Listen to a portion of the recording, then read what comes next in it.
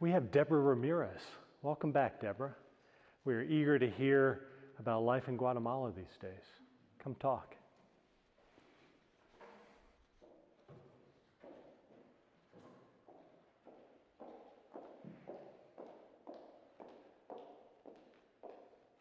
Good morning. Thank you for having me here today. I want to tell you a story of something that happened in Guatemala. My name is Debra Ramirez. I work with See Jesus. See Jesus is a disciple mission, and I work based in Guatemala in the Spanish world, so in Spanish, which is easier for me. But I was here 7 months ago in this church, and it was the last time I was attended a physical service in a church. When I went back to my country, I had to go in quarantine for 2 weeks.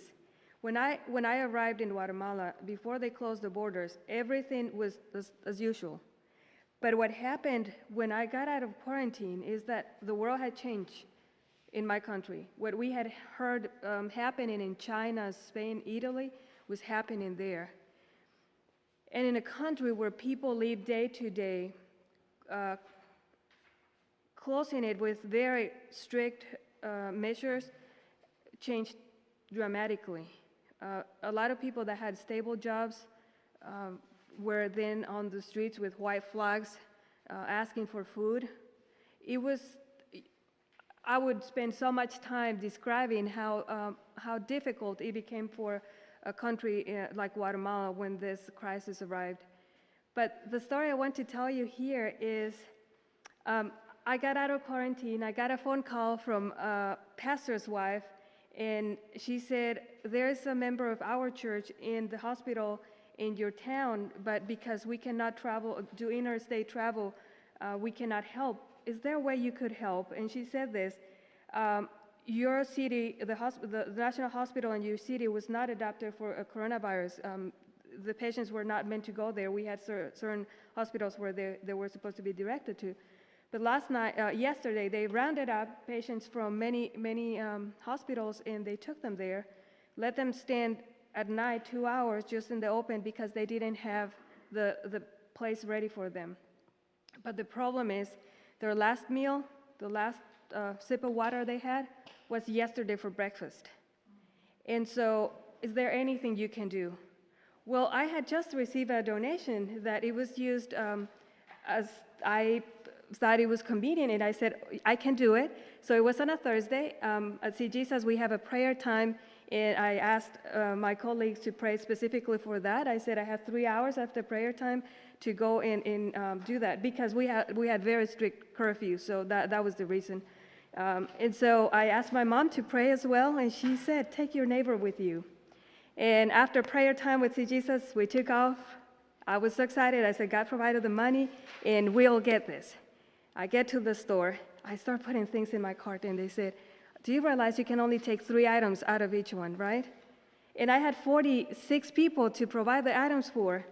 And so I put everything back, and as I got in the car, I was a little bit sad. I said, God, I don't want to ask you why, but I don't understand how you provided many things, and now we cannot get supplies for the patients. And so I'm driving on a back street, going back home, and my neighbor said, look, that store is open, and let's see when they close. And they may have everything you need. And sure enough, we get there, we have 15 minutes to shop, and they provided everything I needed. I called the patient in the hospital, and I said, okay, I got everything. Can you get the nurses or doctors to give an order so we can bring it in, or we can send it in?